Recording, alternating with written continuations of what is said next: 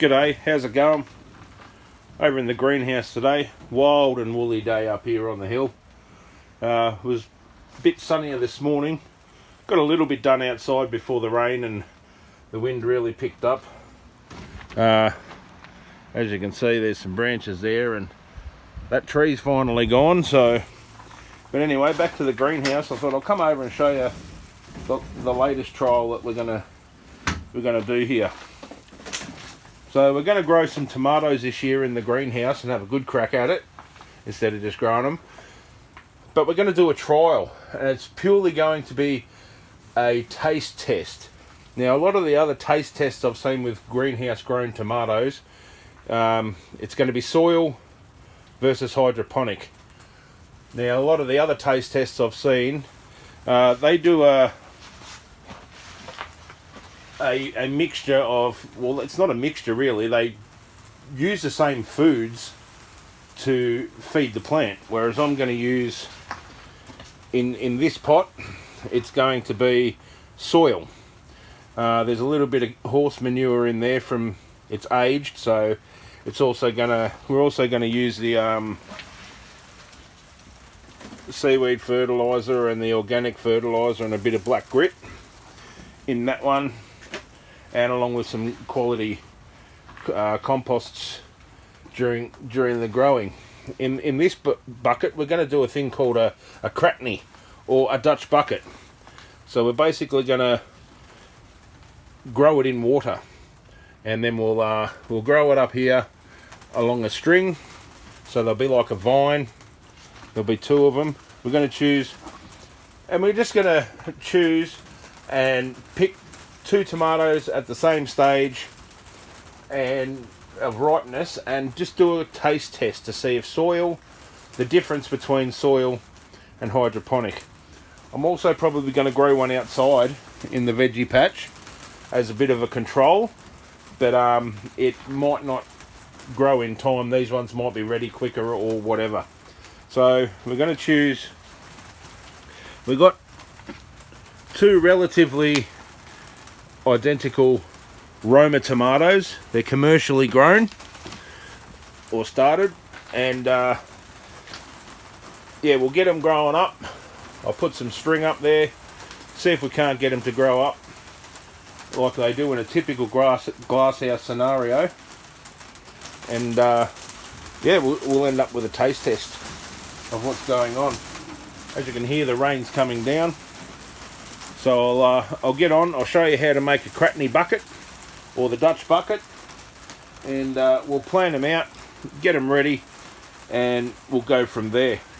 I haven't decided the control food yet for the hydroponics. It'll just be generically, commercially available, probably water-soluble liquid fertilizer, and the other one, as I said, will have a lot of natural nutrients in it, including the soil and the other fertilizers that are available.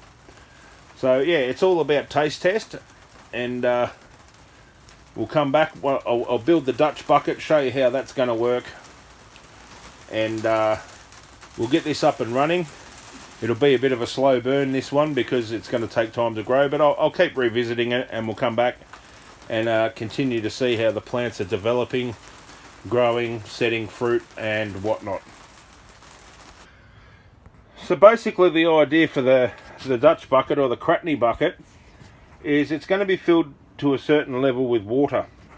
Now we've cut a square out of the lid, and that's the square we've cut out of the lid, and we're going to place in there a pot. This is a net, what they call a net cup. I've sort of butchered it up and made it myself.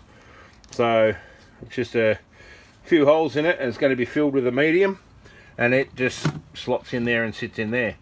And the bucket gets filled with the nutrient to the level of, I've drilled 2 holes in the side. So that's the level, it just sits at the base of the level of the net cup. Now the net cup is going to be filled with a medium of, you can use clay balls or grow wool, rock wool. I've chose some old fish tank rocks. So it's basically going to be filled up with some fish tank rocks. I'll place the plant in there, fill the rest up with the fish tank rocks, and that's what it'll live in. And the idea is so that the roots will actually grow through the holes and out through the bottom and sit in the water, and there'll be a little bit of aeroponics going on, and you just basically water it through the top until it leaks out through the little holes on the side, and that sets your level. So we'll set it all up, and we'll do another explanation from there.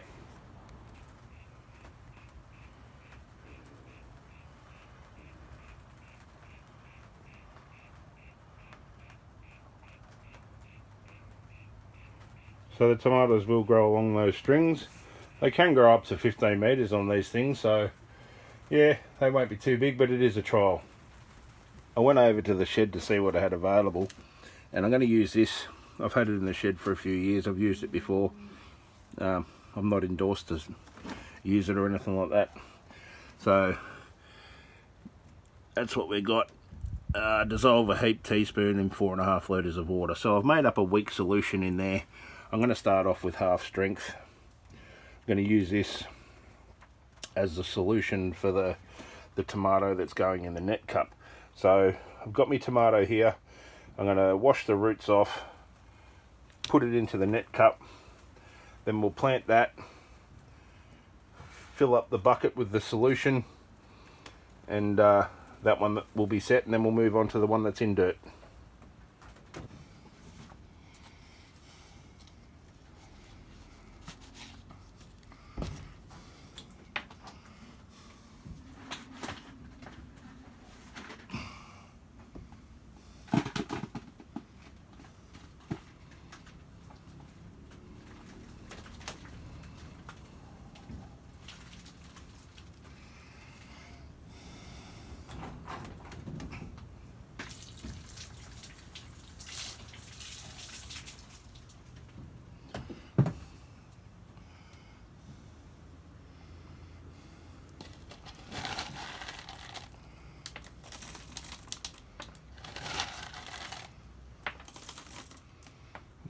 So, you know, we've washed the soil off the roots. I'm going to get some of these fish rocks in there, fish tank stones, get them in there and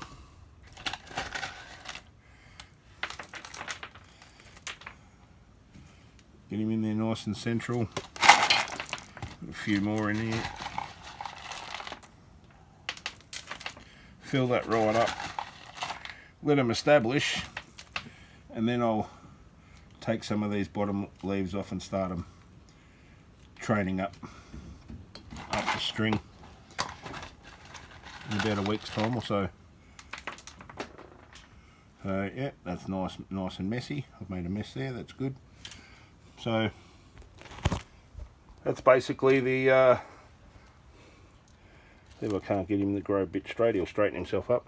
So yeah, that's basically a tomato that's ready to go in the hydroponic mix, and we'll go stick it over in the pot and water it. So in goes the net cup. I'll move this. This is the string, it'll grow up. I'll put that around the back. It'll be in situ. I'll try and do this one-handed. We'll water this. Just pour it straight in through the roots until it starts falling out through the hole. Once it starts dribbling out through the hole, she's full. So that's pot paint number 1 in place. Let's see how this thing gets going. So hopefully this little experiment works well. Got no dribbles out yet. Just keep filling it up. There it is, it's coming out the side. That'll just find its level. And that's the first plant done. Now to get onto this one. So I won't bore you with the details of how to pot a tomato plant into a pot. I'm pretty sure you're aware of that. But I am currently filling up my solution of the liquid gold and the Eco Butch, and I've also sprinkled a little bit of the Silly's black grit in there. So once this is filled up, I'm going to water this pot in and put that one in spot, and we'll see how it goes from there. So we've got this in spot. We'll just give him a nice soaking in, and when the bottom pot plant fills up, which you can see is coming out now, that'll do it for that one. Now I'll just explain the reason why this is getting the liquid fertilizers as well. It's a fish emulsion, which is the Eco Butch, and it's a liquid seaweed emulsion. Now the reason I'm doing that to start with is because it's grown in a pot, so it could possibly deplete the nutrients that are in the soil rather quickly, and then it'll be at a disadvantage to the other one who's got a constant supply of nutrients. Having said that, I'm going to go down to the farm where my sheep are and gather up some sheep crap, and we'll put some sheep crap around the top as well, and that'll be just generally the fertilizer I'm going to use. I'll probably feed this one in the soil once a fortnight, once a month, depending on how it's growing, just to top up the soil. It puts in, helps the biodiversity of the soil, if you call it that, to keep it all happy in the pot. So hopefully this little experiment works. It's the 20th of September, so happy birthday to Mum. And we'll see how this experiment goes. So yeah, basically that's it. Now we're going to grow. I'm going to do the same thing over here where this lettuce is. I'll probably put a cucumber up here, and I'm going to take one of these roamers and put it in my outside garden bed as well as the control. Now that's probably not going to happen till November, so I might use one of the more advanced ones to see if we can't keep up with it. I'm also going to grow this. This is one that I've grown from seed, so that's a nice healthy plant there, and I may even grow that inside here in the same method as these later on down the track. So yeah, hopefully all goes well. Let the trial begin, and the strings are all set and ready to go. So yeah, stay tuned for the updates on these videos, and yeah, we'll catch you on the next video. See you later.